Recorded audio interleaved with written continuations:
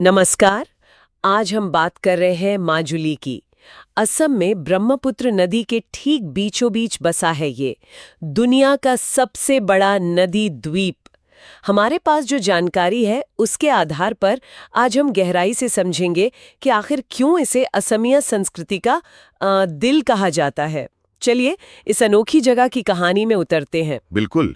और ये जगह है भी बहुत खास, सिर्फ इसलिए नहीं कि ये वो भौगोलिक रूप से अनोखी है, बल्कि इसलिए भी क्योंकि ये सदियों से असम की रूहानी और क्या कहते हैं कलात्मक जिंदगी का एक केंद्र, एक गढ़ रहा है।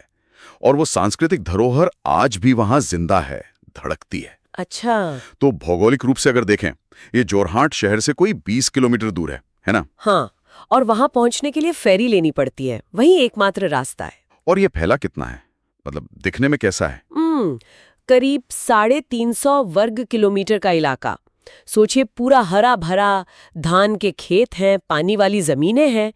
लेकिन एक दिक्कत है। दिक्कत क्या? इसका आकार वो लगातार घट रहा है। घट रहा है मतलब? हाँ, और यही इसकी सबसे बड़ी चिंता है आज के समय में। वो जो ब्रह्मपुत्र नदी है ना, हाँ। वो हर साल इसके किनारों को काट रही है, जमीन नदी में समा रही है। ओह, ये तो गंभीर बात है। बिल्कुल।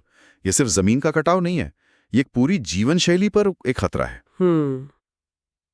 अच्छा, अगर इसके इतिहास की बात करें, ये हमेशा से द्वीप था? नहीं, ऐसा माना जाता है कि कोई 13वीं सदी में एक बड़ी बाढ़ आई थी ब्रह्मपुत्र में। अच्छा। उसी बाढ़ के बाद ये मुख्य भूमि से कट गया, अलग हो गया और एक द्वीप बन गया। लेकिन इसकी असली पहचान तो बाद में बनी शायद। हाँ बिल्कुल, 15वीं शताब्दी में जब महान संत सुधारक श्रीमंत शंकरदेव वहां पहुंचे, उन्होंने इसे नव वैष्णव आंदोलन का केंद्र बनाया, मतलब भक्ति पर आधारित एक सुधारवादी धारा का। नव वैष्णव आंदोलन। हाँ। और उन्होंने वहां सत्र भी स्थापित किए हैं ना? ये सत्र क्या थे? हाँ, सत्र। देखिए, ये सिर्फ मठ या पूजा की जगह नहीं थी। दिलचस्प बात यह है कि ये उस जमाने में एक तरह से कह सकते हैं सांस्कृतिक विश्वविद्यालय जैसे थे। विश्वविद्यालय, हाँ, जहां धर्म तो था ही, पर साथ में संगीत, नाटक, साहित्य, नृत्य, ये सब सिखाया जाता था। कमाल है। मतलब धर्म और कला एक साथ। बिल्कुल। और आज भी वहां 20 से ज्यादा सत्रिय काम कर रहे हैं, उस विरासत को संभाले हुए हैं। ये तो वाकई अनोखी बात है। और इन्हीं सत्रों से सत्रिय नृत्य भी निकला है। बिल्कुल। जिसे अब क्लासिकल डांस मानते हैं। सही। सत्रिय नृत्य का जन्म स्थान माजुली ही है। ये भगवान कृष्ण की कहानियों पर आधारित है। और एक और परंपरा का जिक्र आता है, भावना। ये क्या है? भावना, ये भी शंकरदेव ने ही शुरू किया था। ये एक तरह का पारंपरिक आध्यात्मिक थिएटर है। पौराणिक कहानियों को मंच पर उतारा जाता है। संगीत, डायलॉग, एक्टिंग सब होता है। थिएटर जैसा। हाँ, और इसमें कलाकार खास तरह के मुखौटे पहनते हैं। मुखौटे? अच्छा। हाँ, बहुत खूबसूरती से बनाए गए मुखौटे। ये सिर्फ चेहरा नहीं ढकते, बल्कि चरित्र को, कहानी को और उभारते हैं। चामागुरी सत्र जैसे कुछ सत्र तो आज भी खास तौर पर ये मुखौटे बनाने के लिए जाने जाते हैं। वाह। और ये सब कला ये वहां रहने वाले लोग ही सहेज रहे हैं?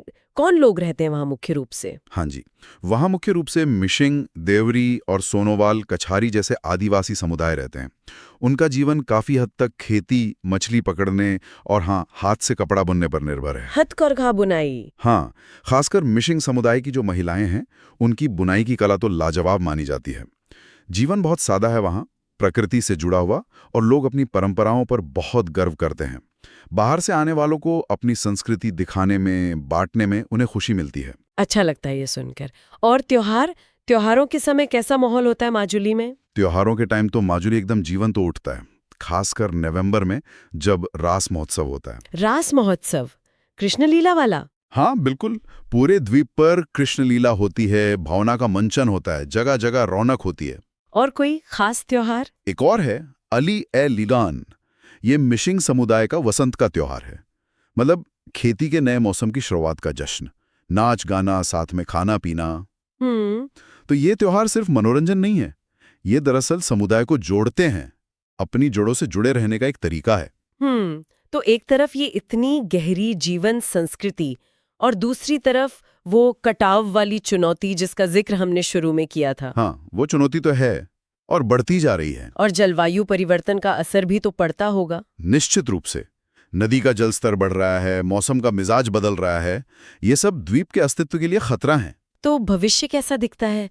कुछ हो रहा है ऐसे बचाने के लिए? देखिए, उम्मीद तो है, कोशिशें चल रही हैं संरक्षण की। और एक अच्छी बात यह हुई कि 2016 में माजुली को भारत का पहला द्वीप जिला घोषित किया गया। अच्छा, द्वीप जिला। हाँ, ये एक बड़ा कदम था। इससे इसके बचाव और विकास पर सरकारी ध्यान ज्यादा गया है, मदद मिली है। चलिए, ये तो राहत की बात है। तो हमने देखा माजुली सिर्फ दुनिया का सबसे बड़ा नदी द्वीप होने का एक टैग नहीं है। ये तो असम की रूहानी, उसकी कलात्मक, उसकी सांस्कृतिक विरासत का एक जीता जागता म्यूजियम है। सत्रों की शांति, भावना के रंग, करघे की वो टिक टिक की आवाज, त्योहारों का उल्लास, सब कुछ है वहाँ। बिल्कुल। और ये हमें सोचने पे मजबूर करता है ना, आज की ये भागदौड़ भरी दुनिया है, इसमें माजुली जैसी जगहें हमें शायद कुछ याद दिलाती हैं। प्रकृति से, अपनी परंपराओं से, अपने समुदाय से गहरे जुड़ाव की अहमियत। तो सवाल ये उठता है कि क्या ऐसी जगहों को बचाना सिर्फ उनकी जमीन या उनकी संस्कृति बचाने के लिए जरूरी है, या फिर ये हमारे अपने जीने के तरीके के लिए भी कोई गहरा सबक लिए हुए हैं? सोचने वाली बात है।